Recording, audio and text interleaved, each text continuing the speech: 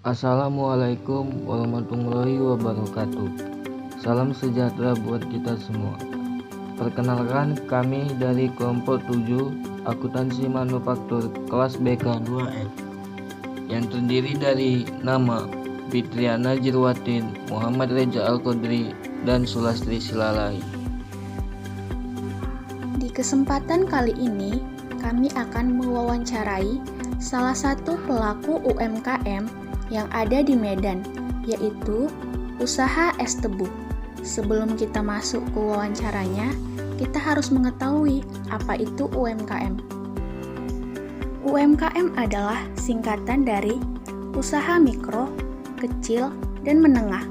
Istilah tersebut sering digunakan di berbagai media sosial, seperti TV, YouTube, Instagram, Facebook, dan lain sebagainya. Sebab usaha mikro, kecil, dan menengah semakin berkembang dari hari ke hari. Berdasarkan yang tertuang dalam Undang-Undang Nomor 20 Tahun 2008 tentang usaha mikro, kecil, dan menengah, pengertian UMKM adalah sebuah bisnis yang dioperasikan oleh pelaku usaha secara individu, rumah tangga, ataupun badan usaha berskala kecil. Adapun fungsi UMKM adalah 1. Memenuhi berbagai kebutuhan masyarakat secara tepat. 2. Menciptakan kondisi ekonomi yang lebih sejahtera dan merata. 3. Membuka peluang dan lapangan pekerjaan baru untuk masyarakat Indonesia. 4. Meningkatkan devisa Indonesia. 5. Mendukung ekonomi Indonesia ketika situasi sedang kritis. Karakteristik UMKM. 1. Livelihood activities, yaitu UMKM yang digunakan sebagai kesempatan kerja untuk mencari nafkah. Umumnya dikenal sebagai sektor informal. 2.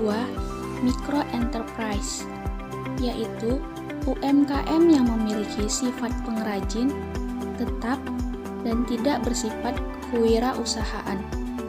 3. Small dynamic enterprise, yaitu UMKM yang telah memiliki jiwa kewirausahaan serta mampu menerima pekerjaan subkontrak dan ekspor. 4. Fast moving enterprise, yaitu UMKM yang telah memiliki jiwa kewirausahaan dan akan melakukan transformasi menjadi usaha besar. Jenis atau contoh UMKM yang ada di Indonesia yaitu 1. UMKM bidang kuliner. 2. UMKM bidang kecantikan. 3. UMKM bidang fashion. 4. UMKM bidang agribisnis. 5. UMKM bidang otomotif.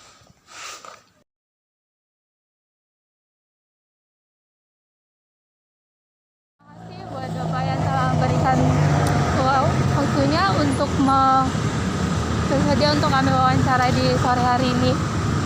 Kami dari mahasiswa Polmed Prodi Perbankan ingin mewawancarai Bapak tentang UMKM, tentang jualan Bapak yang dengan es tebu. Bapak boleh memperkenalkan diri kepada teman-teman kami? Ya boleh, nama saya Jonas. Ya pekerjaan saya sehari-hari jualan es tebu. Sudah cukup. Terima kasih buat Bapak. Pertanyaan kami yaitu, kami ingin tahu nih Pak, kira-kira udah berapa lama nih Bapak jualan es tebu di sini? Kalau saya berjualan es tebu di sini sudah hampir sekitar 16 tahun. Udah 16 tahun.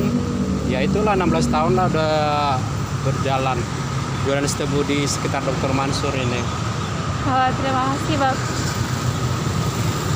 Kalau penghasilannya nih Pak kan per bulannya berapa kira-kira Pak?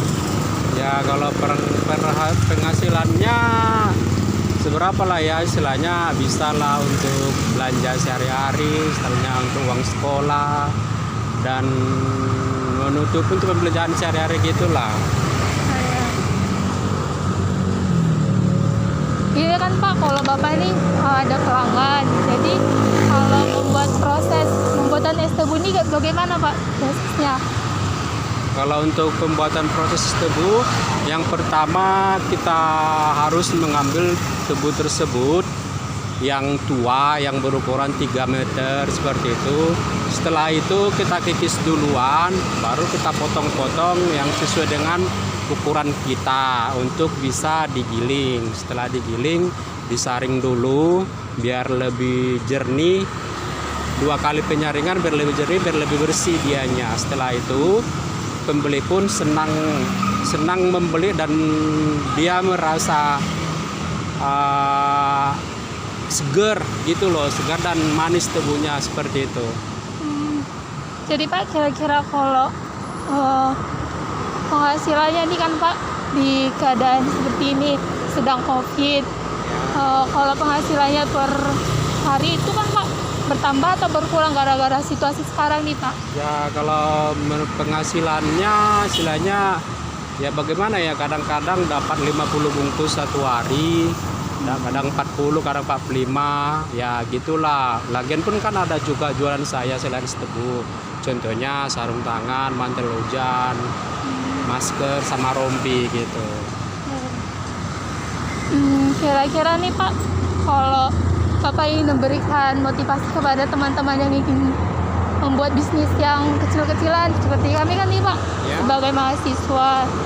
Jadi bagaimana sih Pak motivasi Bapak untuk membuat kami lebih gimana untuk membuat tertarik gitulah ya, tertarik maksudnya ya, istilahnya contohnya lah es tebu ini ya. Pertama sih kalau kita niat, kalau ingin niat seperti ini jual es tebu, contohnya lah kita melihat dulu bagaimana polanya dan caranya. Contohnya lah tebu tersebut kan yang seperti saya bilang tadinya ya, kalau bisa yang tua dulu dia, agar kita pun puas dengan pelanggannya. Jadi kalau yang tua itu kan udah lebih manis dengan yang muda kan gitu.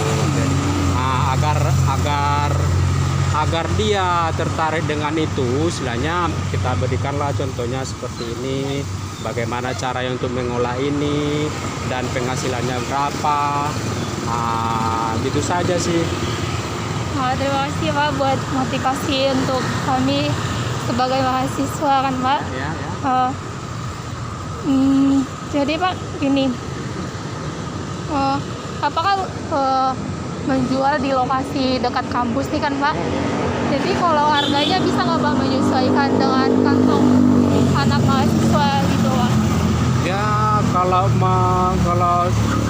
contohnya menyesuaikan ya, kita hanya menyesuaikan bagaimana sehari-hari penjualan kita kan, contohnya 5.000 kan satu bungkus. Jadi kalau kita contohnya istilahnya menyesuaikan untuk mahasiswa, contohnya lah kan 3.000. Sementara kita untuk per batang aja pun kita belinya udah 2.000 per batang gitu. Jadi contohnya padahal orang pun udah sebenarnya udah menjual, ada yang 7.000, ada yang 8.000, padahal kita masih tetap istilahnya standar jual 5.000 gitu. Terima kasih Pak buat waktunya untuk meluangkan kepada kami untuk wawancarai Bapak pada sore hari ini. Terima kasih Pak.